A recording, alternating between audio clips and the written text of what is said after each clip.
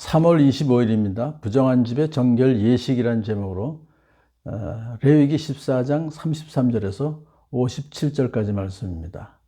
레위기 14장은 정결 예식에 관한 그런 규례들인데요. 이제 처음 앞에서는 사람에 대한 이제 정결 예식을 말했다면, 오늘 본문은 집에 생기는 악성 곰팡이에 대한 정결 예식입니다.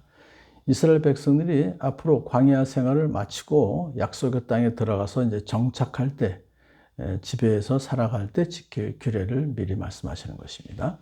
집에 악성 곰팡이가 생기면 집주인은 제사장에게 보고해야 됩니다. 그러면 제사장은 조사를 나가기 전에 그 집을 비우게 합니다. 집안의 물건들이 부정하게 되는 것을 막기 위함이시죠. 집을 다 비우게 되면 이제 제사장이 그 집에 들어가서 곰팡이가 퍼진 곳을 살펴봅니다.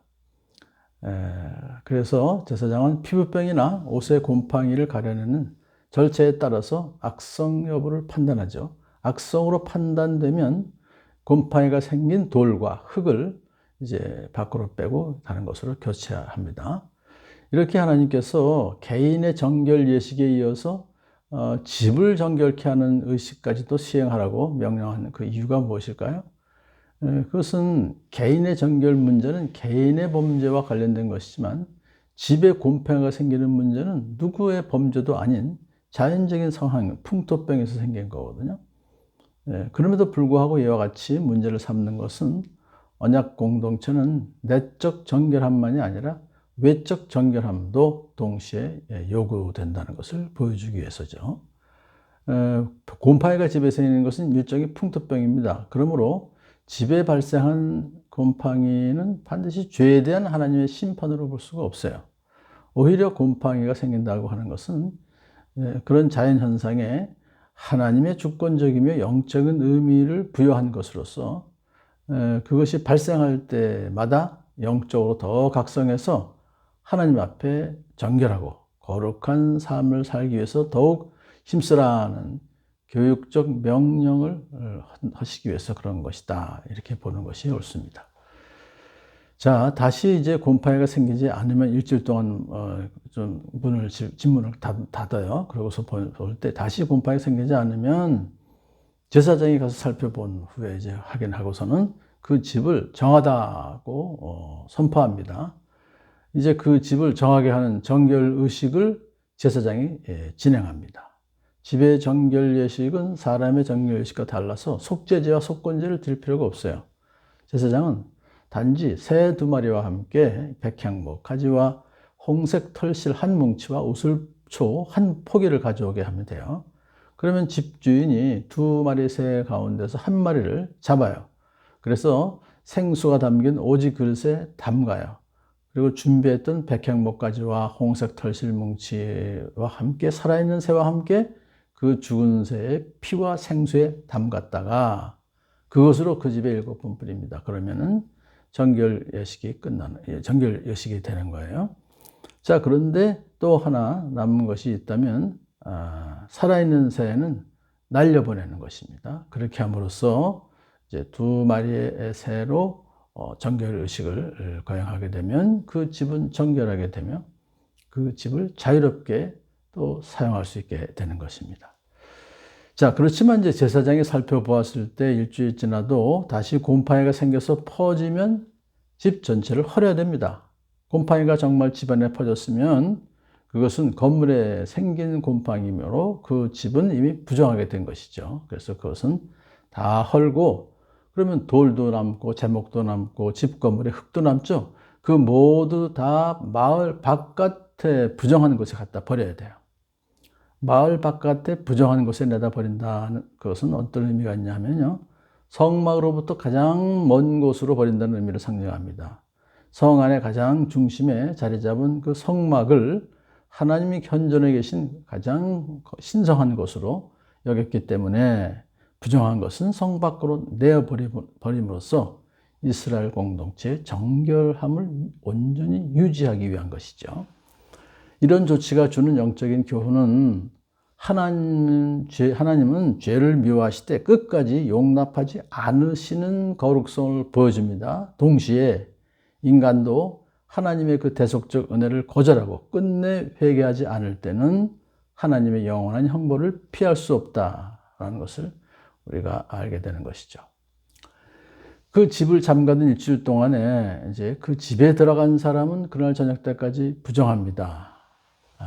그 집에서 누웠던 사람은 옷을 빨아서 입어야 하고 그 집에서 음식을 먹었어도 옷을 빨아 입어야 돼요.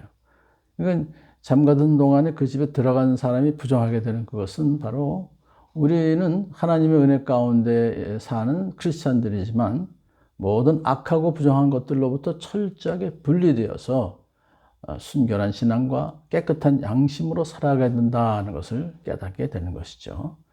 그리고 옷을 빨아 입어야 된다고 하는 그 이유는 모든 더러움으로부터 깨끗하게 된다는 위생학적 측면도 있지만 나아가서 모든 죄와 부정으로부터 분리되어 영적으로 또한 육적으로도 순결을 회복해야 된다는 그런 종교적 의미가 더 강한 것이죠. 자, 이제 모세가 14장 전체를 이제 마무리하면서 이렇게 언급합니다. 위에서 말한 것은 모든 악성 피부병과 백선, 옷이나 건물에 생기는 곰팡이 또는 부스럼이나 뾰루지에 관한 규례로서 사람이나 물건이 언제 부정하게 되고 또 언제 정하게 되는지를 밝히는 것이다. 이렇게 결론을 내고 있습니다. 그러므로 이 규례들의 레위기 14장 규례들의 초점은 정결한 것과 부정한 것의 차이점을 가르치는 데 주 목적이 있고요. 하나님의 백성들은 반드시 정결한 상태를 유지해야만 하나님과의 언약 관계를 지속시킬 수 있다는 것을 알려주기 위한 것이죠. 그러므로 하나님의 백성에 있어서 거룩성이라고 하는 것은 단지 윤리적인 그런 특성만 말하는 것이 아니라 온전성까지도 이렇게 지켜야 된다는 걸 말하고 있습니다. 그러므로 오직 온전하고 거룩한 것만이 거룩하신 하나님의 은혜를 누릴 수 있기 때문이다. 그렇게 이제 레위기 14장을 마감했는데요. 그런데 예수님께서 오셔서요, 이 악성 피부병 환자, 특히 한센시병 환자를 고쳐주셨죠.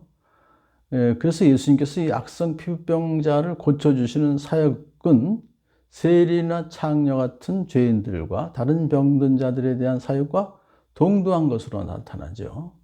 그래서 예수님 안에서 새 시대가 온 것입니다. 자, 은혜의 시대에 이렇게 외적인 병은 더 이상 문제가 되지 않습니다. 치유의 여호와 라파 되신 예수님께서 그 질병을 고치시는 능력이 있기 때문인 것이죠. 자, 한편 14장의 규례들은 예수님에 의해서 폐지된 것이 절대로 아닙니다. 예수님은 율법을 폐하러 오신 것이 아니라 완성하게 오시기 때문에 사실 예수님은 한센시병 환자를 고쳐주신 다음에 가서 제사장에 가서 깨끗하게 된 것을 확인해라 그랬잖아요. 레위기 14장을 이제 지킨 것을 요구하셨죠. 그렇지만 이 예수님의 오신 이후에는 결국 병든 자를 이렇게 공동체로부터 축출하지는 않습니다. 예수님께서는 바로 예수의 피로 하나님과 우리를 화목하게 해주셨기 때문에 또 이웃과의 화목도 예수님께서는 예수의 피로 십자가에서 이루셨기 때문에 공동체에서 밖으로 쫓아내는 그런 조치는 하지 않으시는 것입니다.